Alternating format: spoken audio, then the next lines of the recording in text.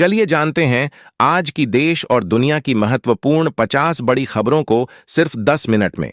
पर अभी तक आपने इस चैनल को सब्सक्राइब नहीं किया है तो सब्सक्राइब कर दें। फ्री सिलाई मशीन योजना के अंतर्गत कुछ राज्यों में पात्र महिलाओं को सिलाई मशीन के साथ साथ लगभग 15,000 रुपये तक की आर्थिक सहायता दिए जाने की जानकारी भी सामने आई है। इस सहायता राशि का उद्देश्य महिलाओं को सिलाई कार्य शुरू करने के लिए जरूरी कच्चा माल, कपड़ा, धागा और अन्य छोटे उपकरण खरीदने में मदद करना है। हालांकि यह सहायता सभी राज्यों में एक समान नहीं है और इसकी शर्तें राज्य सरकार या संबंधित विभाग के दिशा निर्देशों पर निर्भर करती हैं। इसलिए आवेदन से पहले इस सहायता से जुड़ी जानकारी की आधिकारिक पुष्टि करना जरूरी माना जाता है। प्रशासनिक सूत्रों के अनुसार मुख्यमंत्री इस दौरान जिलेवासियों को 100 करोड़ रुपए से अधिक की विकास योजनाओं की सौगात दे सकते हैं। प्रस्तावित कार्यक्रम में 200 से अधिक योजनाओं का उद्घाटन और शिलान्यास शामिल रहने की उम्मीद है, जिससे जिले के विकास को नई गति मिलेगी। मध्य प्रदेश सरकार की लाडली बहना योजना ने राज्य की महिलाओं के जीवन में आर्थिक सुरक्षा और आत्मनिर्भरता का मजबूत आधार तैयार किया है। हर महीने मिलने वाली सहायता राशि से महिलाएं अपने घर की जरूरतें, बच्चों की पढ़ाई और स्वास्थ्य से जुड़े खर्च बेहतर ढंग से संभाल पा रही हैं। दिसंबर 2025 में जारी हुई 31वीं किस्त इस योजना की अब तक की सबसे खास किस्त मानी जा रही है, क्योंकि इसमें मासिक राशि को बढ़ाकर 1,500 रुपये कर दिया गया। इस बढ़ोतरी ने लाखों महिलाओं को महंगाई के दौर में सीधी राहत दी है। केरल के मलयालम भाषा विधेयक 2025 को लेकर कर्नाटक समेत कई जगहों पर विवाद खड़ा हो गया है। आरोप यह लग रहा है कि यह कानून दूसरी भाषाओं पर जबरन मलयालम थोपेगा। ऐसे में बढ़ते विवाद को देखते हुए मुख्यमंत्री पिनराई विजयन ने अपनी प्रतिक्रिया दी। उन्होंने इन सभी दावों को खारिज करते हुए इस विधेयक को लेकर जो आशंकाएं जताई जा रही हैं, वे तथ्यों पर आधारित नहीं हैं। उन्होंने कहा कि केरल विधानसभा द्वारा पारित यह कानून पूरी तरह समावेशी है और इसमें भाषाई अल्पसंख्यकों के अधिकारों की विशेष सुरक्षा की गई है। सहारा इंडिया रिफंड लिस्ट 2026 के तहत सरकार पहले चरण में सीमित राशि ही वापस कर रही है। कई मामलों में 10,000 रुपये तक का रिफंड दिया जा रहा है। आगे चलकर बाकी पैसा भी चरणबद्ध तरीके से मिलने की उम्मीद है। यह प्रक्रिया धीरे धीरे आगे बढ़ रही है ताकि सभी निवेशकों को राहत मिल सके। केंद्रीय संचार एवं पूर्वोत्तर क्षेत्र विकास मंत्री एवं गुना सांसद ज्योतिरादित्य सिंधिया ने गुना के नजदीक म्याना में भोपाल ग्वालियर एक्सप्रेस और पगारा में भोपाल जोधपुर एक्सप्रेस के नव स्वीकृत ठहराव का उद्घाटन किया। इस अवसर पर उन्होंने कहा कि यह केवल ट्रेनों का ठहराव नहीं, बल्कि क्षेत्र के विकास और आगे बढ़ते सफर की कहानी है। उन्होंने कहा कि बेहतर रेल कनेक्टिविटी से आसपास के लोगों को शिक्षा, रोजगार, व्यापार और स्वास्थ्य सेवाओं तक आसान पहुंच मिलेगी। देश भर के श्रमिक परिवारों से आने वाले छात्रों के लिए सरकार ने शिक्षा के क्षेत्र में एक अहम फैसला लिया है।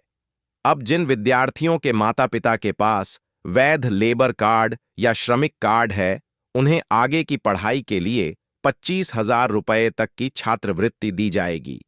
यह सहायता विशेष रूप से उन छात्रों के लिए है जिन्होंने हाल ही में 10वीं या 12वीं की परीक्षा पास की है और अब कॉलेज या किसी प्रोफेशनल कोर्स में प्रवेश लेना चाहते हैं।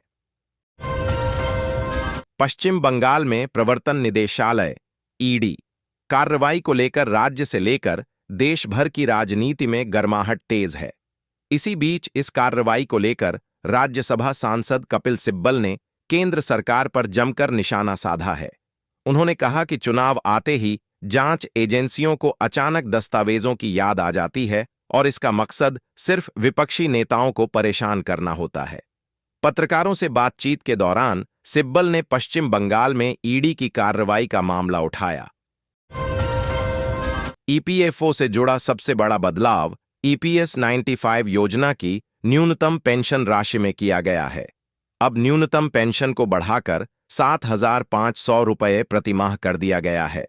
पहले यह राशि केवल 1,000 रुपये थी, जो आज के महंगाई भरे दौर में नाकाफी थी। इस फैसले से कम वेतन पर काम करने वाले कर्मचारियों और बुजुर्ग पेंशनर्स को आर्थिक सुरक्षा मिलेगी और रोजमर्रा की जरूरतें पूरी करना आसान होगा।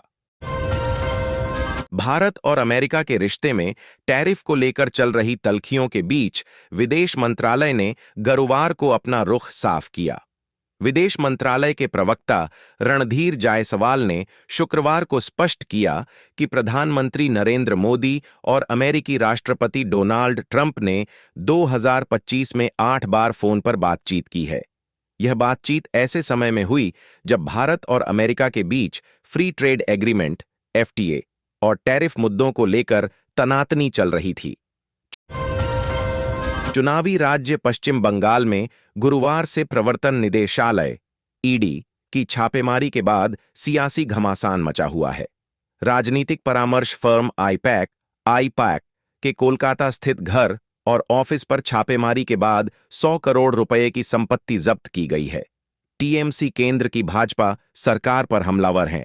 ऐसे में शुक्रवार को राजधानी दिल्ली और बंगाल में टीएमसी कार्यकर्ताओं ने केंद्र सरकार के खिलाफ विरोध प्रदर्शन कर मोर्चा खोला। अब टीएमसी के प्रदर्शन पर दिल्ली में आयोजित भाजपा की प्रेस कॉन्फ्रेंस में रविशंकर प्रसाद ने ममता बनर्जी और उनकी पार्टी को घेरा है।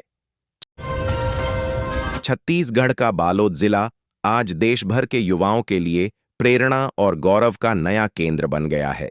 मुख्यमंत्री विष्णुदेव साय ने कहा कि जिला बालोद के ग्राम दुधली में 9 से 13 जनवरी तक आयोजित प्रथम राष्ट्रीय रोवर रेंजर जंबूरी में देश विदेश से आए लगभग 15,000 रोवर रेंजर अपनी सेवा भावना, नेतृत्व क्षमता और राष्ट्र के प्रति समर्पण का जीवंत प्रदर्शन कर रहे हैं।